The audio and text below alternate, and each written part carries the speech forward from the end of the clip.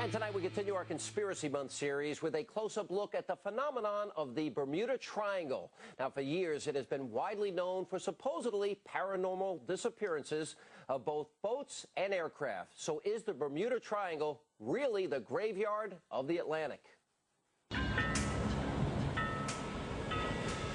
Man's fascination with the sea dates back to the earliest moments of recorded history. Sea monsters, pirates, entire continents swallowed into the abyss. From giant squid to phantom ghost ships, tall tales of seafaring lore have fascinated young and old for centuries. But over the past few centuries, one corner of ocean has been the source of more mysteries and more controversy than any other.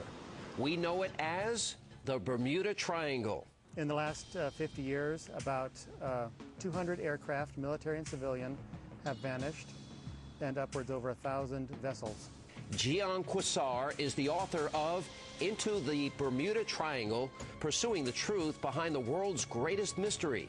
One reason why I think the Bermuda Triangle is always so controversial to some people is that the victims did exist.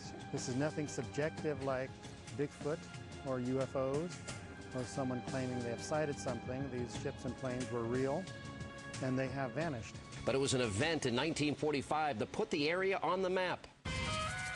On December 5, 1945, 5 U.S. Navy torpedo bombers took off from NAS Fort Lauderdale.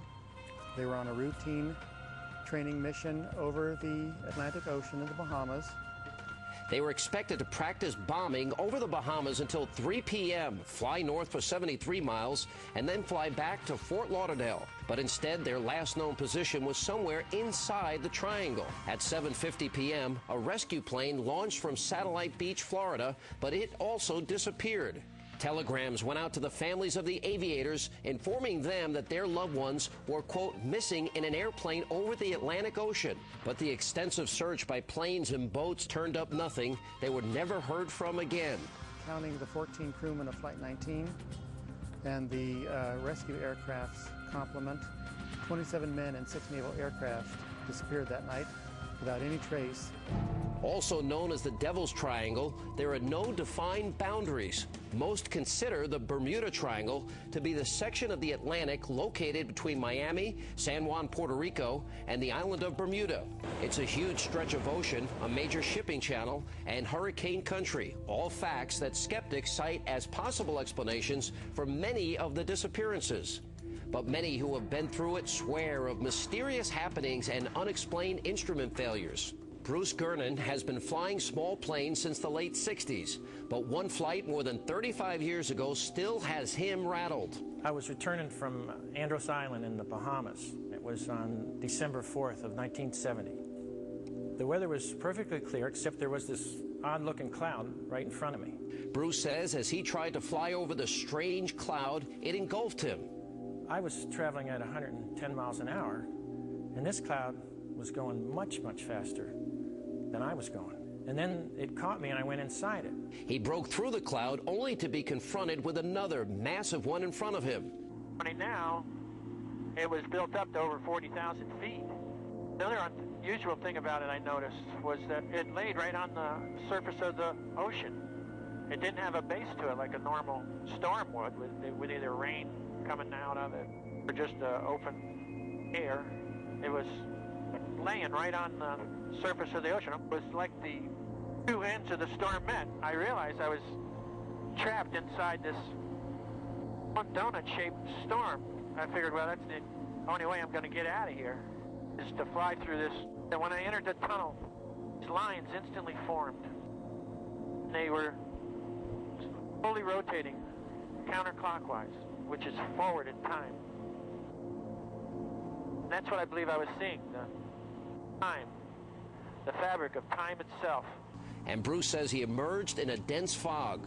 Instantly, everything was gray, and I should be about 90 miles east of Miami, and I couldn't get the instruments to work right. All my electronic navigational instruments were going haywire. And his radio cleared up, his compass stopped spinning, and he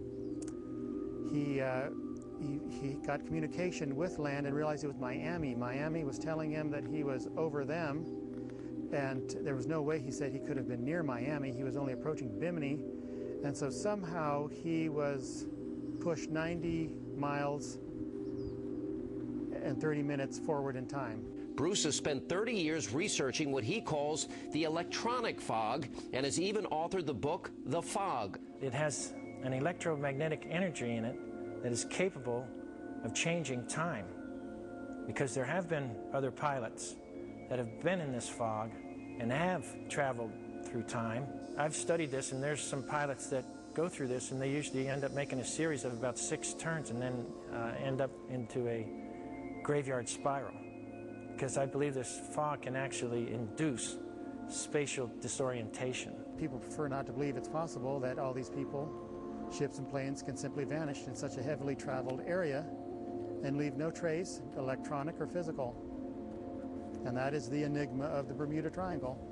Whether you think the mystery that surrounds this bizarre phenomenon can be attributed to bad weather, human error, or unexplained forces, like so many legends before it, the Bermuda Triangle still remains a mystery. And coming up, our own Ainsley Earhart, she heads to one of Brooklyn's most dangerous neighborhoods to meet a group of people saving lives and their